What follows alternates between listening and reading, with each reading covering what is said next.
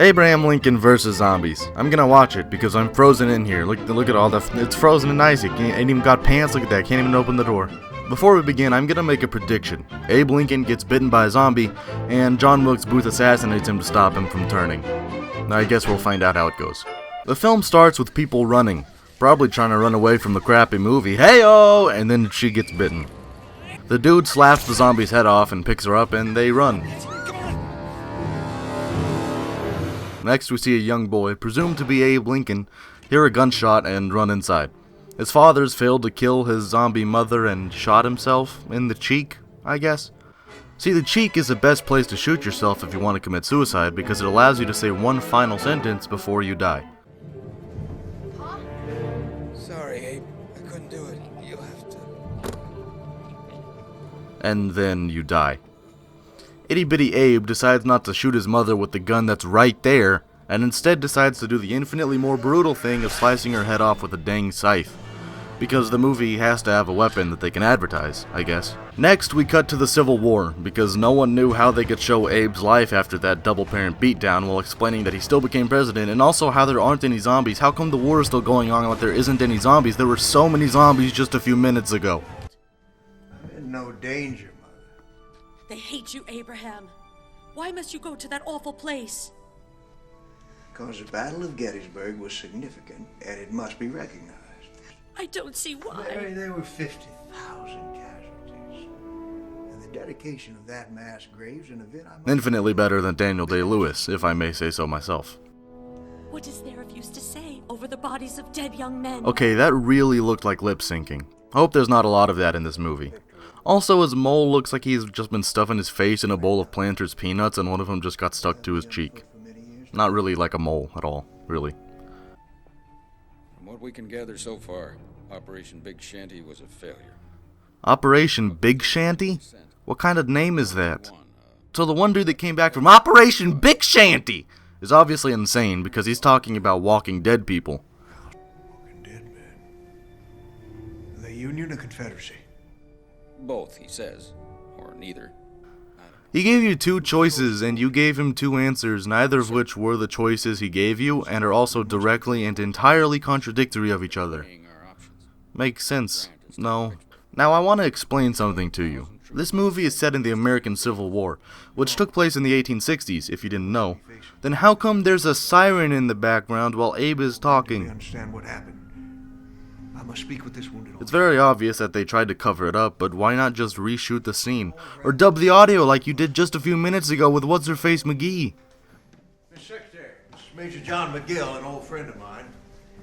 Lately, he and my wife share the notion that I am in some danger, and he insists on accompanying me at all times. I think you're putting yourself in some danger now, Mr. President. There's some more dubbing here. There's so much dubbing. Why do they not do that with the siren thing?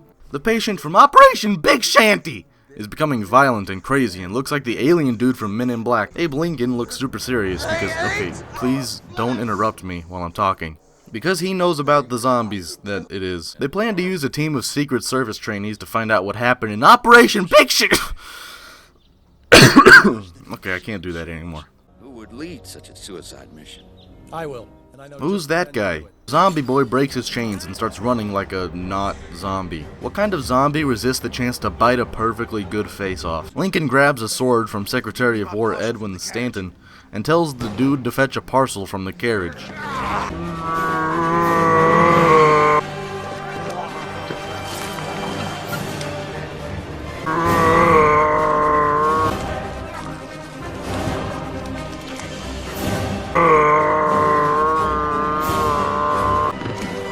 He strikes at the zombie's midsection, even though he has enough knowledge about zombies to know to slice his mama's head open earlier, and the zombie steals his sword and throws it.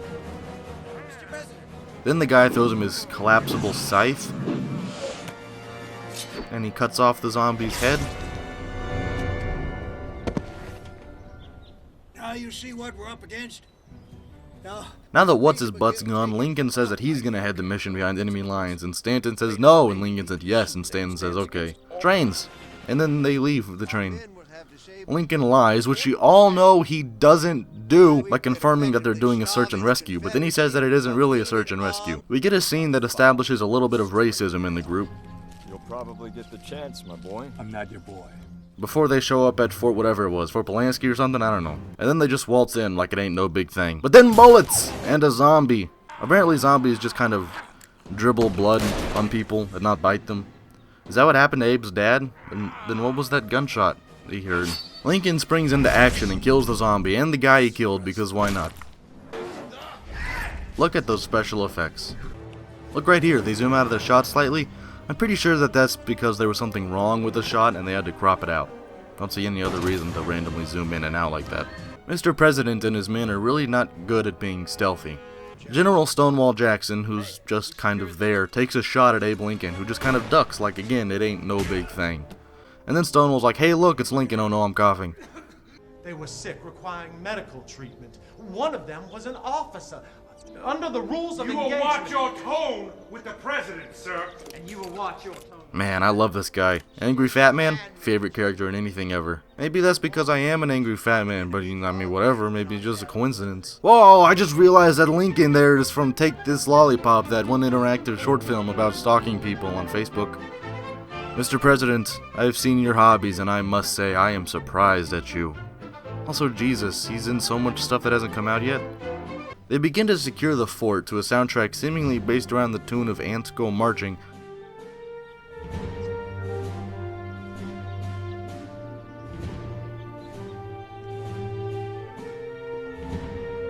Which may be a tune from the Civil War or something, I don't know music history. They act like zombies. Wait, what? Zombies. A Bantu word I learned from my mother. Zombies were corpses, brought back to life by magic. I have to admit that it's a pretty good way of introducing the zombie concept into the story. It's plausible and harkens back to the word's origins. That's pronounced origins, sorry. They decide to send a party to town to try and find a telegraph station when Mr. Brown, I'm not racist, that's the dude's name, requests to join Abe's group and Abe says no, and then Mr. Brown's like, aw. Now, men, we must do our work in utmost silence. The slightest noise, including gunfire. And look at that audio, or rather hear at that audio. One half was obviously dubbed and the other not. It's just so jarring to hear. Plans after the war. I'll return to the stage in all likelihood. You're an actor. I've done a bit, yes. Come from a long line, actually. Foreshadowing! My theory gets more plausible. They go through a door and knock stuff over like huge klutzes, and then they're zombies. John Wilkinson, as he's called, does barely anything to stop the zombies from eating Mike or Bike or whatever his name was, and everyone hides in a house. Abraham Lincoln goes downstairs and finds Mary Owens, who he was accidentally engaged to at one point, because Lincoln is a stone-cold pimp. Man is Teddy. Theodore Roosevelt, Mr. President, from New York. Oh, of course he has to meet Baby T. Rose. You gotta pack a movie with as many historical figures as possible, even if it makes no sense. Why is Baby T. Rose in Savannah if he introduced himself from New York? Yes, Mr. Shaw. Nobody needs to protect me. I can take care of myself. Really? You can protect yourself? Because if I recall, you were frequently sick as a child and may have needed some help. We don't have a spare weapon for you. Here. As you go, walk softly and carry this big stick. I'm done. I'm done. Nope. That's it. So they just go outside and start beasting on some zombies while everyone else goes out back. Oh, apparently Mr. President doesn't know the word shovel, so he just calls it a big stick. Jesus! And then they meet up and run back to the fort. One of the girls gets bitten or whatever and Mr. Brown shoots her. So yeah, the telegraph thing didn't happen. Lincoln talks to General Jackson and tells him that they need to kill all these zombies. They visit a zombie soldier that the Confederates held prisoner so that he can prove that they aren't dead. There's a plantation about a mile from here with many of the implements of the kind you just described. We could go collect these and fashion them into weapons. What's your name, Corporal? Pat Garrett, sir. I'm confused. Dude said his name is Pat Garrett, and since this movie is just a melting pot of historical figures, I assume he means the Pat Garrett who killed Billy the Kid. But that Pat Garrett was in his early teens during the Civil War and also didn't fight in the Civil War. So why he'd be here is beyond me.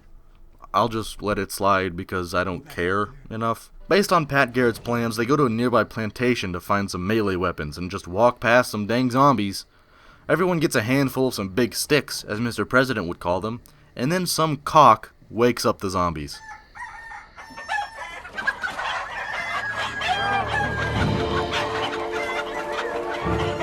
Mary Owen gets zombie blood in her mouth, so she's a goner. They fight their way back to the fort, and congratulations, we're now halfway through the movie.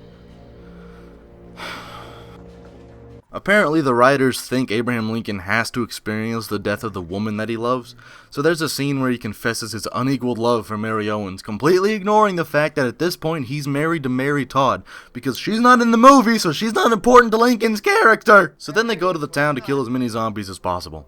John Wilkinson refuses to go and kill innocent people, so Lincoln says, fine, be that way, and then baby T-Rose says he's gonna come along, and Lincoln says, sure thing, because taking a child into a battle situation with zombies like this is perfectly fine. I'm getting really angry at this movie, if you can't tell. At this point, I stopped watching because I wasn't interested, so then I started watching it again later when I didn't have anything better to do. Well, that's the advertising money shot right there. Remember, Teddy?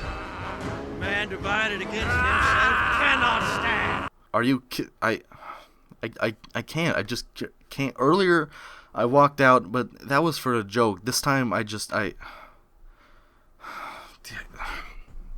done. I can't. I tried. I gave it another chance after baby T-Rose. I can't. That's it. I'm done. Oh.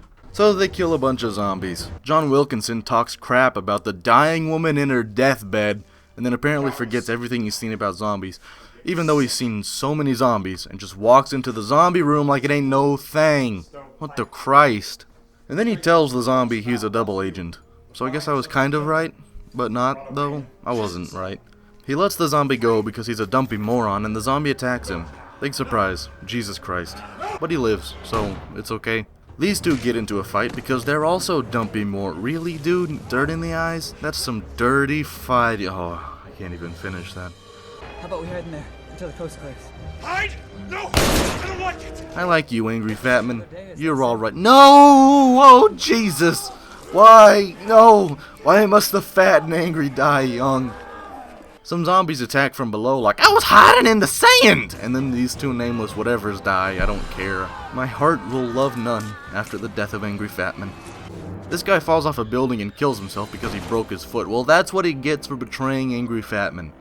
Also, that happened. He was like, let's go up here, and Fatman was like, no, let's stay down here, and the zombie's like, bite, and he was like, I'm getting this ladder up here with me, screw that, fat zombie, no way, I ain't dealing with that.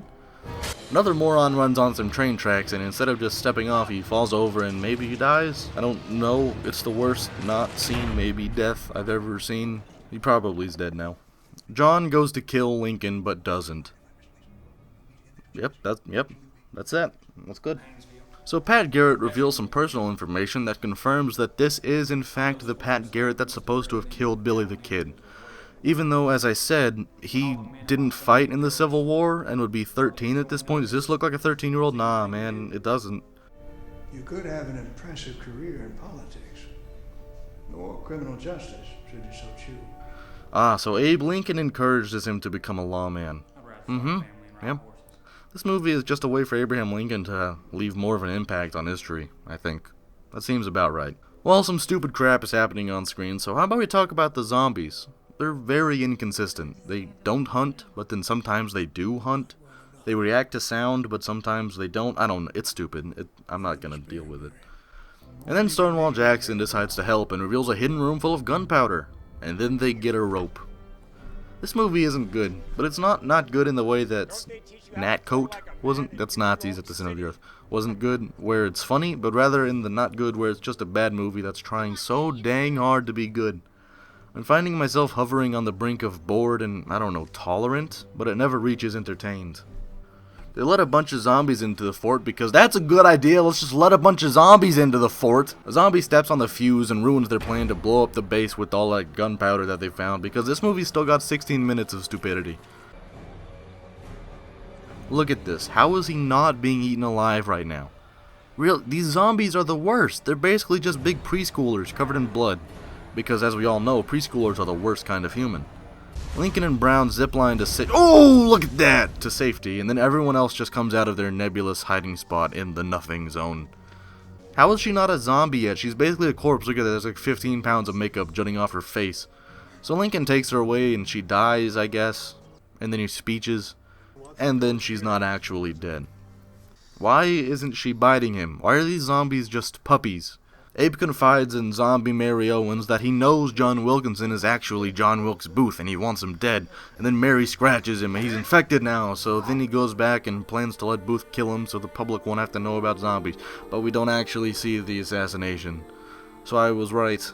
I did it, which means the writers didn't do it. Well, that was certainly the best Asylum film I've seen yet, as an actual movie. Not saying much because it was bad, but it wasn't god-awful, which I'm kinda disappointed by. But it was actually pretty god-awful. But